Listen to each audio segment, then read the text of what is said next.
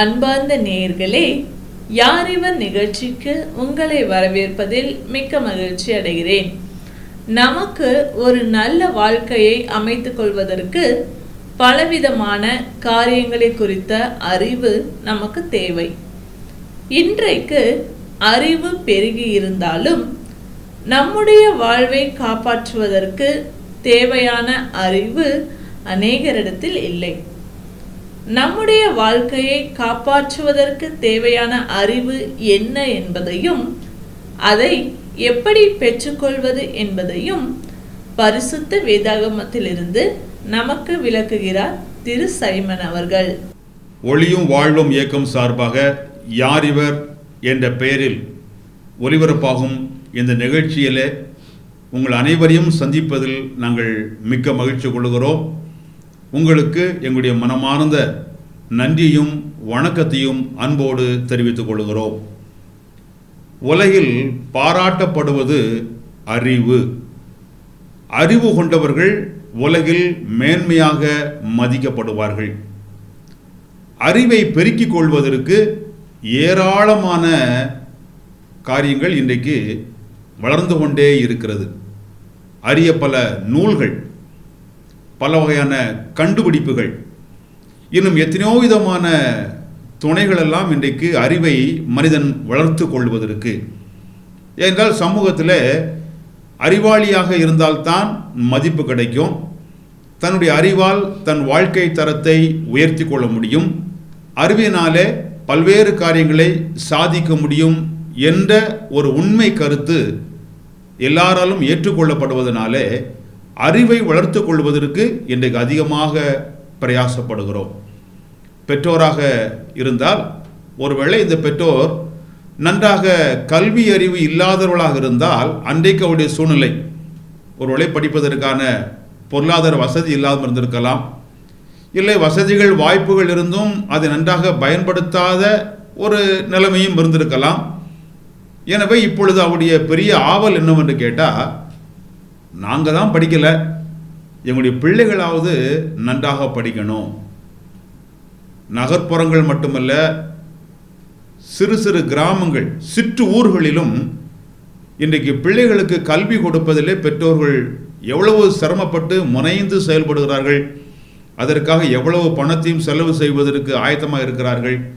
தங்கள் வாழ்க்கையில் உள்ள பல பணிகளை அதை சார்ந்தே அமைத்துக் கொள்வதற்கும் தயக்கம் காண்பிக்கவில்லை என்றால் அறிவு வளர வேண்டும். இந்த அறிவின் முன்னேற்றம் இன்றைக்கு பல காரியங்களிலே எல்லா இடங்களிலும் வளர்ந்து கொண்டே இருப்பதையும் நாம் அறிகிறோம். பாருங்க, முன்னொரு நாளில் நன்கு படித்த ஒரு மேதை, நன்றாக கல்வியிலே உயர்ந்த படிப்பை படித்தவர் பயணப்பட்டு ஒரு இடத்திற்கு போக வேணும். அப்படி போகும்பொழுது ஒரு ஊருக்கு செல்வதற்கு தரை வழியான பாதை இல்லை. ஆழமான ஒரு ஏரி, பெரிய நீர்ப்பரப்பு கொண்டது. அப்போ படவில் தான் இங்கே இந்த பக்கத்திலிருந்து அடுத்த பக்கத்திற்கு போகணும். அவர் போகும்பொழுது ஒரு படவில் வந்து ஏறினார். படகோட்டியும் இவருமாக இப்பொழுது ஆரம்பிக்கிறார்கள். கேட்கிறார், என்னை கொண்டு போய் அந்த பக்கம் விடுவாயா? சரி, என்னுடைய படவில் ஏறுங்கள், உங்களை அந்த பக்கத்தில் கொண்டு போய் சேர்க்குன்னு படகோட்டி சொல்கிறார். உடனே படவுலிருந்து அவர் தண்டு வலித்து அந்த படவு போய் கொண்டு இருக்கிறது.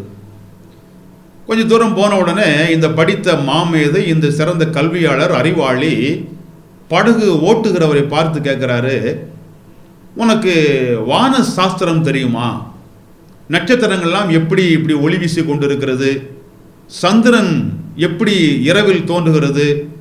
இந்த கோள்கள் எல்லாம் எப்படி இயங்குகிறது? இதை குறித்த அந்த அறிவியல் உனக்கு தெரியுமா அப்படின்னு கேட்குறாரு.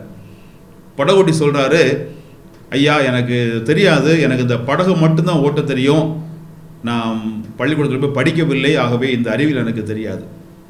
இவர் சொன்னார், இது உனக்கு தெரியாதா? அப்படியானால் உன்னுடைய வாழ்க்கையில் ஒரு 25% நீ வீணடித்து விட்டாய், வீணாக போச்சு, 25% போச்சு. கொஞ்சம் தூரம் போன உடனே மறுபடியும் கேட்கிறார், சரி, அது உனக்கு தெரியலை, மழையெல்லாம் எப்படி பெய்கிறது? இந்த ஏரிக்கு தண்ணி எங்கேருந்து வருகிறது? எப்படி புயல் வீசுகிறது? தட்பவெட்ப நிலையெல்லாம் எப்படி மாறுகிறது என்கிற அறிவியலாவது உனக்கு தெரியுமா? மறுபடியும் பதில் சொல்கிறார், ஐயா, அதுவும் எனக்கு தெரியாது. இந்த அறிவியலெல்லாம் நான் படிக்கலை, எனக்கு தெரியாது. எனக்கு இந்த படகு மட்டும்தான் தண்டு வலித்து ஓட்ட தெரியும். மறுபடியும் சொல்லுகிறார், அப்படியானா உன் வாழ்க்கையில் 50% காலத்தை நீ வீணடித்து விட்டாய், 50% வேஸ்ட் ஆகி போச்சு. மறுபடியும் படவிலே போய்கொண்டிருக்கும் போதே அடுத்த கேள்வியை கேட்கிறார் அவர்.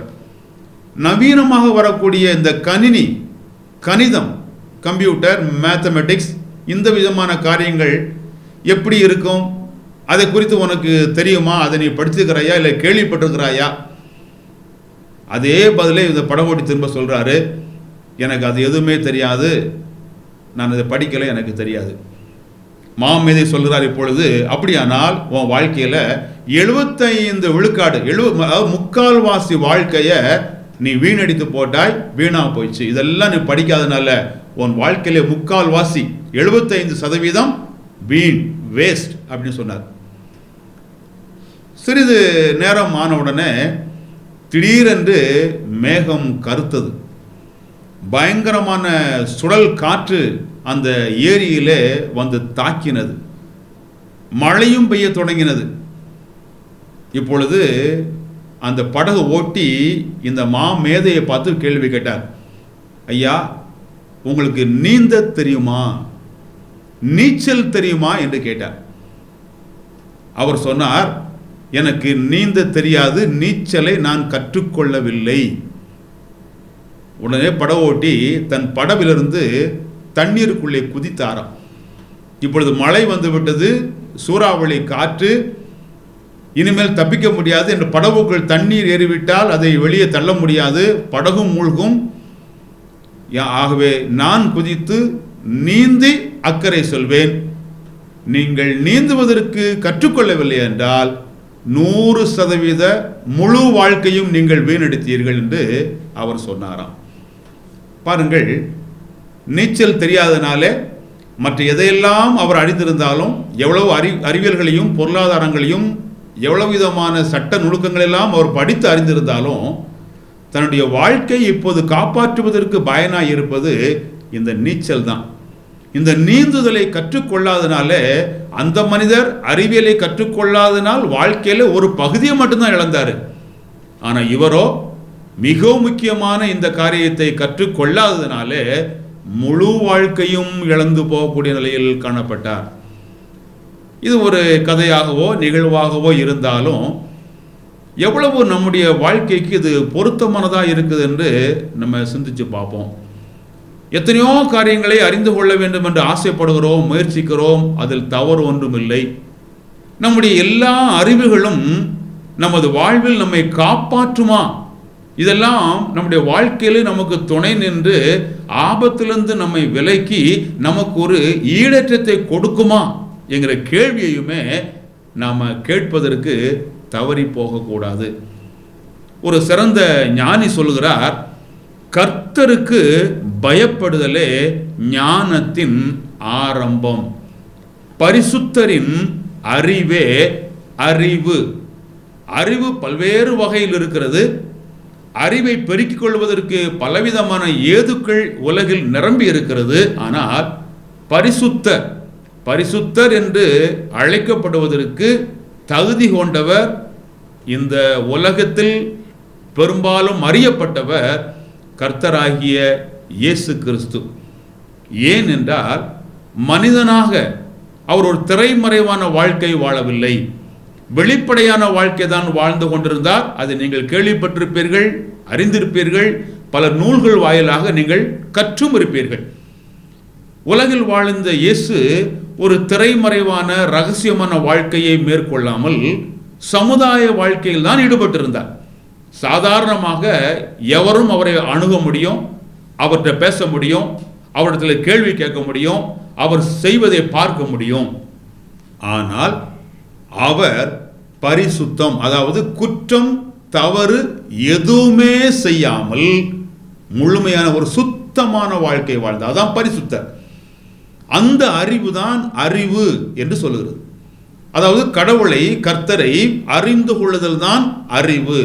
மற்ற அறிவுகள் இருக்கிறது, ஆனால் அந்த அறிவுகள் நம்முடைய வாழ்க்கையை காப்பாற்றக்கூடிய அளவிற்கு தகுதி கொண்டதா வல்லமை கொண்டதா என்பதை நாம் தான் யோசித்து பார்க்க வேண்டும். இந்த சம்பவத்தில் இந்த அறிவாளி, இந்த பெரிய ஒரு மேதை எல்லாவற்றையும் அறிந்தான். ஆனால் அவன் அறிவு அவனை காப்பாற்றவில்லை. அறிந்திருக்க வேண்டிய ஒன்றை அறிவதற்கு தவறிவிட்டான். இதை பார்க்கும் பொழுது நடந்த ஒரு நிகழ்வை பைபிளிலிருந்து நான் உங்களுக்கு நினைப்பூட்ட சுட்டி காண்பிக்க விரும்புகிறேன். அதாவது இயேசு பெருமான், கர்த்தராகிய இயேசு கிறிஸ்து என்கிற அந்த பெருமான் இந்த பூவுலகிலே வாழ்ந்து கொண்டிருக்கும் பொழுது நடந்த சம்பவம். அவர் எரிகோவிலிருந்து புறப்பட்டு போகையில் திரளான ஜனங்கள் அவருக்கு பின் எரிகோ என்கிற ஒரு இடம், அங்கே இருந்து அவர் புறப்பட்டு போகிறார். வெகு திரள் மக்கள் அவரை பின்தொடர்ந்து போகிறார்கள்.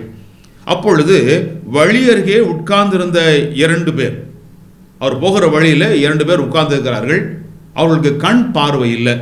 கண் பார்வை அற்றவர்களாக அவர்கள் உட்கார்ந்து இயேசு அந்த வழியே வருகிறார் என்று கேள்விப்பட்டார்களாம். அப்பொழுது அவர் சொன்னார்கள், ஆண்டவரே, தாவீதின் குமாரனே, எங்களுக்கு இறங்கும் என்று கூப்பிட்டார்கள்.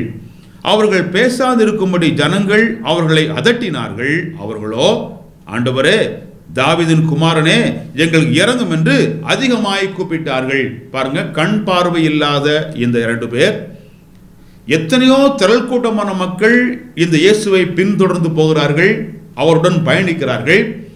ஆனால் இந்த 2 பேர் சத்தமாக இந்த இயேசு ஆண்டவர் தங்களுக்கு உதவ வேண்டும், கருணை காட்ட வேண்டும், பரிவு காண்பிக்க வேண்டும் என்று கூப்பிடுகிறார்கள். மற்ற மக்கள் அவளை பார்த்து நீங்கள் சத்தம் போடாதிருங்கள், அமைதலாருங்கள் சொன்னாலும் இன்னும் அதிகமாக கூப்பிடுகிறார்கள். அடுத்து இயேசு நின்று அவர்களை தம்மிடத்தில் அழைத்து, நான் உங்களுக்கு என்ன செய்ய வேண்டும் என்று இருக்கிறீர்கள் என்றார். கூப்பிடுகிறவருடைய இந்த குரலை கேட்ட இயேசு, திரளான மக்கள் தன்னை பின்பற்றி வந்தாலும், வேறு இடத்திற்கு செல்ல வேண்டும் என்ற திட்டத்தோடு போய்கொண்டிருந்தாலும், கண் பார்வை இல்லாமல் இவர்கள் கூப்பிடுகிற இவருடைய கூப்பிடுதலை அவர் செவி கொடுத்து கேட்டார். நின்று தன்னிடத்தில் வரும்படி அழைத்து வினவுகிறார், உங்களுக்கு நான் என்ன செய்ய வேண்டும்? அதற்கு அவர்கள், ஆண்டவரே, எங்கள் கண்களை திறக்க வேண்டும் என்றார்கள். கவனித்தீங்களா? இந்த 2 பேருக்குமே கண் பார்வை இல்லை. எதையுமே பார்த்து இவர்கள் அறிந்து கொள்ள முடியாது. பார்ப்பதன் வாயிலாக அறிவை பெருக்கிக் கொள்வதற்கு வாய்ப்பே இல்லை. பார்க்கவே முடியாத இவர்கள் கண் பார்வையுள்ள அநேக மக்களை விட ஒரு சிறந்த காரியத்தை அறிந்து வைத்திருந்தார்கள். திரள் கூட்ட மக்கள் மத்தியில் கூட இந்த ஒரு நம்பிக்கை இல்லை. ஆனால் இவர்களுக்கு அறிவு என்ன அறிவு தெரியுமா? இதுவரைக்குமாக இவர்கள் இறந்து தெரிந்தவர்கள், பிச்சை எடுத்தவர்கள் என்று சொல்லப்படுகிறது.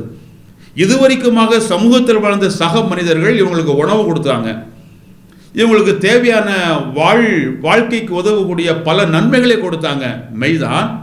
ஆனால் சமுதாயத்தில் உள்ள சக மனிதர்களாலே தங்களுக்கு பார்வையை கொடுக்க முடியாது என்பதையும் அறிந்திருந்தார்கள். ஆனால் இப்பொழுது வந்திருக்கிறார் என்று கேள்விப்படுகிற இந்த இயேசுவோ தங்களுக்கு பார்வையை கொடுப்பதற்கு வல்லமை கொண்டவர் என்ற அறிவை பெற்றிருந்தார்கள். சாதாரணமான பார்வை இல்லை, பார்வையின் ஊடாக பெறுகிற அறிவு இல்லை. அடிப்படையில் இவர்கள் புறம் தள்ளப்பட்டவர்கள்.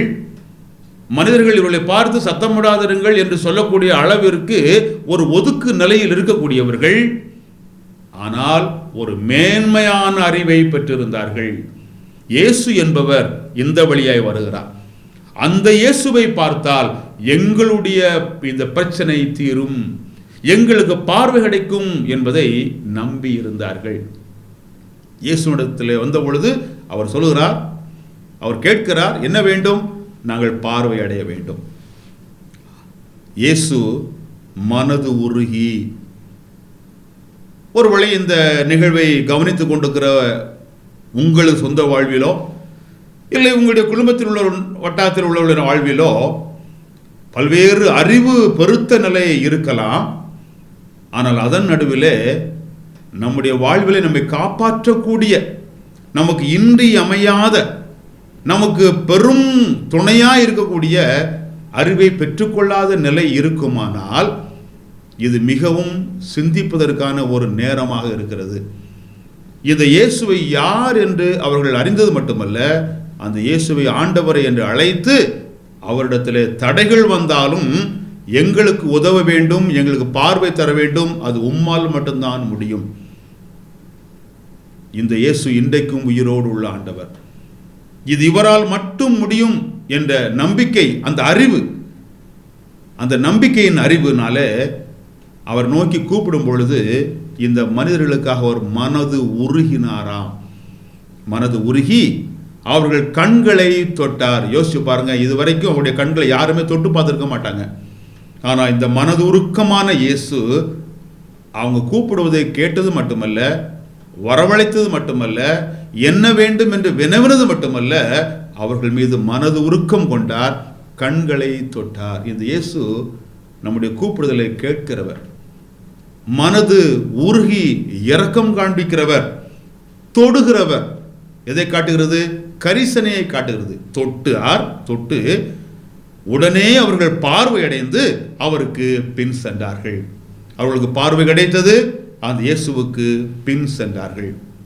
அப்படியானால் தெரிந்து கொள்ள வேண்டிய மிக முக்கியமான இன்றியமையாத ஒரு அறிவை இந்த சாதாரணமான மக்கள் பெற்றிருந்தார்கள். அந்த அறிவை இவர்கள் பயன்படுத்தினார்கள். தங்கள் வாழ்க்கையிலே இதுவரைக்கும் கண்டிராத, அனுபவித்திராத மிகப்பெரிய உயர்வான மாற்றத்தை கண்டுபிடித்தார்கள். இதே போல இன்றைக்கும் பல்வேறு அறிவுகளும், பல்வேறு யுக்திகளும், பல்வேறு மேன்மைகளும், உயர்வுகளும் நம்மாலே எட்டி பிடிக்கக்கூடிய அளவுக்கு இருந்தாலும் மிக முக்கியமான அறிவு என்பது இந்த அறிவுதான். இயேசு கிறிஸ்து என்பவர் மலைப்பிரசங்கத்திலே திரளான மக்களை பார்த்து அவர் சொற்பொழிவு ஆற்றி கொண்டிருக்கும் பொழுது அவர் பல்வேறு சத்தியங்களை, வாழ்வுக்கு தொடர்பான, ஆன்ம வாழ்வுக்கு தொடர்பான பல சத்தியங்களை சொன்னார். அதில் ஒன்றை உங்களுக்கு நாங்கள் சுட்டி காண்பிக்க விரும்புகிறோம். ஜீவனுக்கு போகிற வாசல் இடுக்கமும் வழி நெருக்கமுமாய் இருக்கிறது. அதாவது வாழ்வுக்கு போகிற வாசல், வாழ்வுக்கு போகிற வழி, அந்த வாசல் இடுக்கமாய் இருக்கிறது, அந்த வழி நெருக்கமாய் இருக்கிறது. அதை கண்டுபிடிக்கிறவர்கள் சிலர். திரளான மக்கள் கேட்டுக்கு அழிவுக்கு போகிற வாசல்ல போய் கொண்டிருக்கிறாங்க. ஆனால் வாழ்வுக்கு, ஜீவனுக்கு போகிற வாசல், வழி கண்டுபிடிக்கிறவங்க சில பேர் தான். அந்த வழி அந்த ஆண்டவராகிய இயேசு கிறிஸ்து. அதுதான் வாழ்வு கொடுக்கிறது. இந்த இயேசு கிறிஸ்துவே இந்த வேத புத்தகத்தில் இப்படி அவர் வாசகம் சொல்லியிருப்பதை நாங்கள் உங்களுடைய கவனத்துக்கு கொண்டு விரும்புகிறோம். அவர் சொல்லுகிறார், ஒன்றான மெய் தேவனாகிய உம்மையும் நீர் அனுப்பினவராகிய இயேசு கிறிஸ்துவையும் அறிவதே நித்திய ஜீவன். பல்வேறு அறிவு இருக்கலாம். அந்த அறிவினாலே சமூகத்தில் நமக்கு மேன்மை, நமக்கு பெரிய ஒரு பதவி, கண்ணோட்டத்தில் ஒரு உயர்வு எல்லாம் இருக்கலாம். ஆனால் ஜீவன், வாழ்வு என்பது என்னவென்றால் இயேசு கிறிஸ்துவை அறிவதுதான். அந்த இயேசு கிறிஸ்து யார்? ஏறத்தாழ 2000 ஆண்டுகளுக்கு முன்பதாக இந்த பூமியிலே வேத வாக்கியங்கள் உரைத்தபடியாக பெத்லகேமில் மனிதனாய் பிறந்தவர், மனிதனாக பாவம் இல்லாமல் வாழ்ந்தவர், மனுக்குலத்தின் பாவத்தை போக்க வேண்டும் என்றுதான் பிறந்தார். அந்த பாவத்திலிருந்து விடுதலை கொடுக்கும்படிக்கு சிலுவையிலே தனது இரத்தத்தை சிந்தி பலியாய் அன்பாக உயிரை கொடுத்தார். வேத வசனங்கள், வார்த்தைகள் சொல்லுகிறபடியே அடக்கம் பண்ணப்பட்டவர். மறுபடியும் 3வது நாளிலே அந்த வேத வாக்கியங்கள் முன் உரைத்தின்படியாகவே உயிர்த்து எழுந்தார். அவரை அறிந்து கொள்ளுதல் தான் மனிதனுக்கு வாழ்வு. மற்ற அறிவுகள் பல வகையில் பயன்படும், மாற்று கருத்தில்லை, மறுக்கவில்லை. ஆனால் நான் முன்பு சொன்ன அந்த கதையில் படித்த மேதைக்கு அந்த அறிவுகள் எதுவுமே புயலும் மழையும் காற்றும் வந்தபோது உயிரை காப்பாற்றுவதற்கு உதவவில்லை. பெருவாரியாக மனிதனாலே மேன்மையாய் கருதப்படுகிற பல்வேறு அறிவுகளை அந்த படகோட்டி பெற்றிராவிட்டாலும் நீந்துவதற்கு அறிவை கொண்டதினாலே உயிர் காத்து கொண்டான். பார்வை இல்லாமல் இந்த 2 பேர் பார்வையின் மூலமாய் பெறுகிற அறிவை கொண்டுராவிட்டாலும் இயேசுவை இன்னார் என்று அறிந்தும் அவருடைய ஆற்றல் இன்னது என்பதை அறிந்தும் நம்பிக்கை கொண்டதினாலே அந்த அறிவின் வாயிலாக பெரிய மாற்றத்தை கொண்டார்கள். அதே போல தாங்களும் இந்த கர்த்தராகிய இயேசு கிறிஸ்துவை அறிந்து கொள்வதன் மூலமாக உங்களுடைய வாழ்க்கையை காப்பாற்றப்பட்டு நீங்கள் பெருவாழ்வு வாழ வேண்டும்.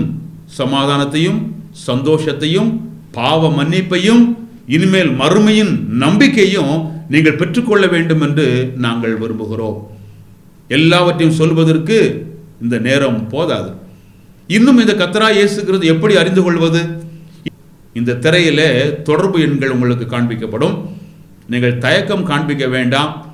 நீங்கள் எந்த நேரமும் இந்த தொடர்பு எண்களிலே எங்களை நீங்கள் தொடர்பு கொள்ளுங்கள். இந்த ஜீவன் ஆக இருக்கிற இந்த இயேசு கிறிஸ்துவை நீங்கள் அறிந்து கொள்வதற்கு எவ்விதத்திலும் உதவி செய்ய நாங்கள் விருப்பம் கொண்டவர்களாக இருக்கிறோம். ஆகவே அறிந்து கொள்ள வேண்டிய மிக முக்கியமான இந்த அறிவாகிய கர்த்தராகிய இயேசு கிறிஸ்துவை நீங்கள் அறிந்து கொள்ள வேண்டும். அறிந்து கொள்ளும் மூலமாக வாழ்க்கையை காப்பாற்றப்பட வேண்டும். ஒரு ஆசீர்வாதமான வாழ்க்கையை நீங்கள் மேற்கொள்ள வேண்டும் என்று நாங்கள் மனதார உங்களை வாழ்த்துகிறோம். ஆண்டவராய் இயேசு கிறிஸ்து தாமே அவ்வகையாக உங்களுக்கு எல்லா வகையிலும் வேண்டியவர்களை தந்து உங்களை ஆதரிப்பாராக. இந்த நிகழ்ச்சியை நீங்கள் கவனித்தமைக்காக உங்களுக்கு நன்றி சொல்கிறோம். கர்த்தர் உங்களை ஆசீர்வதிப்பாராக. நீங்கள் இயேசுவின் அன்பையும் பாவ மன்னிப்பையும் நித்திய ஜீவனையும் பெற்றுக்கொள்ள வேண்டுமானால் அவரே உங்கள் பாவத்திற்காக தேவன் அருளிய பலி என உணர்ந்து விசுவாசத்துடன் அவரை உங்கள் வாழ்க்கையில் ஏற்றுக்கொள்ளுங்கள். இது உங்கள் இருதயத்தின் வாஞ்சியை வெளிப்படுத்துமானால் இந்த விசுவாச ஜெபத்தை இப்பொழுதே ஜெபியுங்கள். அப்பொழுது அவர் உங்கள் வாழ்க்கையில் வருவார். இது ஒரு ஜெபத்தின் மாதிரி. முதலில் நான் சொல்கிறேன். ஆண்டவராகிய இயேசுவே, நீர் எனக்கு தேவை. என் பாவத்திற்காக நீ சிலுவையில் மரித்ததுக்கு நன்றி. என் வாழ்க்கையின் கதவை நான் திறந்து உம்மை என் இரட்சகராகவும் ஆண்டவராகவும் ஏற்றுக்கொள்கிறேன். என் வாழ்க்கையை நீர் ஆட்கொண்டு நான் எப்படிப்பட்டவனாக இருக்க நீர் விரும்புகிறீரோ அப்படியாக என்னை மாற்றும். ஆமேன். இந்த ஜெபம் உங்கள் உள்ளத்தின் விருப்பத்தை வெளிப்படுத்துமானால் இப்பொழுதே நீங்கள் இருக்கும் இடத்தில் இந்த ஜெபத்தை ஜெபியுங்கள். நான் இந்த ஜெபத்தை ஒவ்வொரு வாக்கியமாக சொல்லும்போது நீங்களும் அமைதியாக சொல்லுங்கள். ஆண்டவராகிய இயேசுவே, நீர் எனக்கு தேவை. என் பாவத்திற்காக நீ சிலுவையில் மரித்ததுக்கு நன்றி. என் வாழ்க்கையின் கதவை நான் திறந்து உம்மை என் இரட்சகராகவும் ஆண்டவராகவும் ஏற்றுக்கொள்கிறேன். என் வாழ்க்கையை நீர் ஆட்கொண்டு நான் எப்படிப்பட்டவனாக இருக்க நீர் விரும்புகிறீரோ அப்படியாக என்னை மாற்றும். ஆமேன். இப்பொழுது நீங்கள் இந்த விசுவாச ஜெபத்தை ஜெபித்துள்ளீர்கள். இயேசு கிறிஸ்துவை உங்கள் வாழ்க்கையில் வரும்படி அழைத்திருக்கிறீர்கள். அவரை வேண்டிக் கொள்ளும்போது அவர் வருவதாக வாக்களித்துள்ளதால் அவர் வாக்களித்தபடியே வந்துள்ளார் என்பதை நிச்சயமாய் அறிந்து கொள்ளுங்கள். மேலும் உங்கள் பாவங்கள் மன்னிக்கப்பட்டது என்றும் நீங்கள் தேவனுடைய பிள்ளையாகி நித்திய ஜீவனை பெற்றுக்கொண்டீர்கள் எனவும் உறுதி கொள்ளுங்கள். பிரார்த்தனை செய்வோம். பரலோகத்தில் வாசமாயிருக்கும் பரமபிதாவே, கர்த்தருக்கு பயப்படுதலே ஞானத்தின் ஆரம்பம், பரிசுத்தரின் அறிவே அறிவு. எங்களை காப்பாற்றக்கூடாத பல்வேறு அறிவுகள் இருந்தாலும் எங்களுக்கு ஜீவன் கொடுக்கிற, எங்கள் ஜீவனை காப்பாற்றுகிற ஒரே அறிவு கர்த்தராகிய இயேசு கிறிஸ்துவை அறிந்து கொள்ளுதல் மட்டுமே. இன்றைக்கு இந்த நிகழ்ச்சியை கவனித்த ஒவ்வொருவருக்கும் அறிந்து கொள்ளும் பாக்கியத்தை நீர் கொடுத்து அந்த ஜீவனை காப்பாற்றிக் கொள்ள மறுமையிலே நித்தியமான முடிவில்லாத வாழ்க்கையை பெற்றுக்கொள்வோம் என்ற உறுதியான நம்பிக்கைகள் அந்த ஜீவனுக்கு பங்காளிகளாய் மாறுவதற்கு நீ ஒருவரே வழி என்பதை அறிந்து கொள்வதற்கு அந்த அறிவை கொடுத்து மனக்கண்களை திறந்து அதன் மூலமாக எல்லா நன்மைகளையும் அனுபவிப்பதற்கு அனுகிரகம் செய்ய வேண்டும் என்று கர்த்தராகிய இயேசு கிறிஸ்துவுடைய திருநாமத்திலே வேண்டுகிறோம் நல்ல பிதாவே, ஆமென்.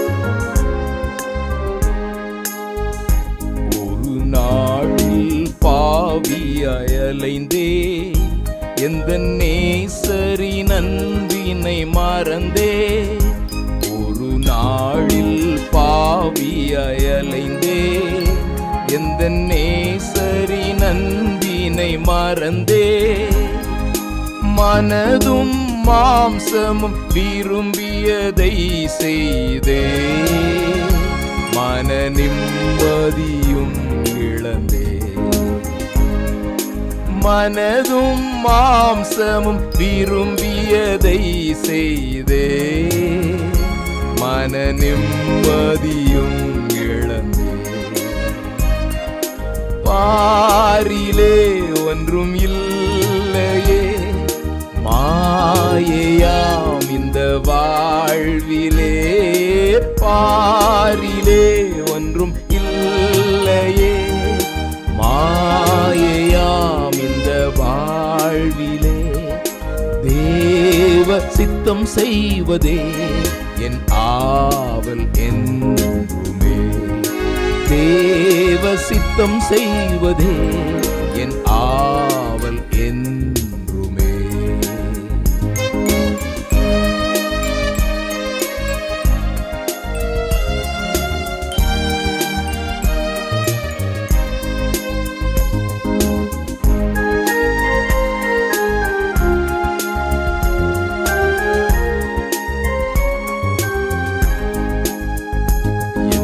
இயேசுவின் முகத்தை நோக்கினே எந்தன் பாவங்கள் யாவையும் மன்னித்தார், எந்தன் இயேசுவின் முகத்தை நோக்கினே எந்தன் பாவங்கள் யாவையும் மன்னித்தார், எந்தனுக்காக யாவையும் செய்து முடிப்பார், என்னை முழுமையாய் ஒப்படைத்தே,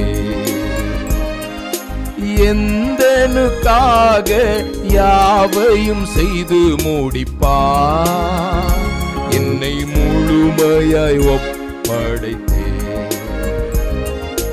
பாரிலே ஒன்றும் இல்லையே மாயையாம் இந்த வாழ்விலே, பாரிலே ஒன்றும் இல்லையே மாயையாம் இந்த வாழ்விலே, தேவ சித்தம் செய்வதே என் ஆவல் என்றுமே, தேவ சித்தம் செய்வதே என் ஆவல் என்றுமே.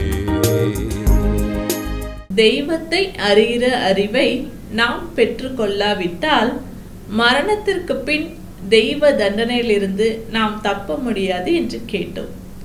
நம்மை பாவத்திலிருந்தும் அதன் தண்டனையிலிருந்தும் விடுவிக்கவே தெய்வமாயிருந்த இயேசு கிறிஸ்து இந்த உலகில் மனிதனாக வந்து நம்முடைய பாவத்தை தன் மீது ஏற்றுக்கொண்டு நமக்கு பதிலாக சிலுவையில் இரத்தம் சிந்தி மரித்தார். மரித்த இயேசு கிறிஸ்து அடக்கம் பண்ணப்பட்டு 3ஆம் நாள் உயிருடன் எழுந்தார். உங்களுடைய தவறுகளை இயேசு கிறிஸ்துவிடம் சொல்லி அவர் உங்களுக்காக மரித்தார் என்று நம்பி அவரை உங்கள் வாழ்க்கையில் ஏற்றுக்கொண்டு உங்கள் வாழ்க்கையை அவருடைய கரத்தில் ஒப்பு கொடுக்கும் போது உங்கள் பாவத்தை மன்னித்து பாவத்திலிருந்தும் அதன் தண்டனையிலிருந்தும் உங்களை விடுவித்து மரணத்திற்கு பின் தெய்வத்தோடு வாழும் ஸ்லாக்கியத்தை கொடுப்பார். இந்த ஆண்டவராகிய இயேசு கிறிஸ்துவை ஏற்றுக்கொண்டு உங்களுடைய பாவங்கள் மன்னிக்கப்பட்டு தெய்வத்தோடு வாழ விரும்புகிறீர்களா? உங்களுக்கு ஆலோசனை கூறவும் உங்களுக்காக ஜெபிக்கவும் ஆவலாய் இருக்கிறோம். இந்த நிகழ்ச்சியை குறித்த உங்கள் கருத்துக்களையும் கேள்விகளையும் எங்களுக்கு தெரியப்படுத்துங்கள். எங்கள் முகவரி: ஒளியும் வாழ்வும் இயக்கம், C26, ஜெய்நகர், திருவெரும்பூர், திருச்சிராப்பள்ளி 620013. அலைபேசி எண் 7598137441 மற்றும் 9487007441. Email ID tv@lala.org.in. இவ்வளவு நேரம் இந்நிகழ்ச்சியை கண்டு களித்தமைக்கு நன்றி. உண்மையான தெய்வத்தை கண்டு கொள்வதால் கிடைக்கும் நிம்மதி உங்கள் உள்ளங்களையும் இல்லங்களையும் நிரப்புவதாக. ஒளியும் வாழ்வும் இயக்கம் சார்பாக உங்களுக்கு எங்கள் வாழ்த்துக்கள். வணக்கம்.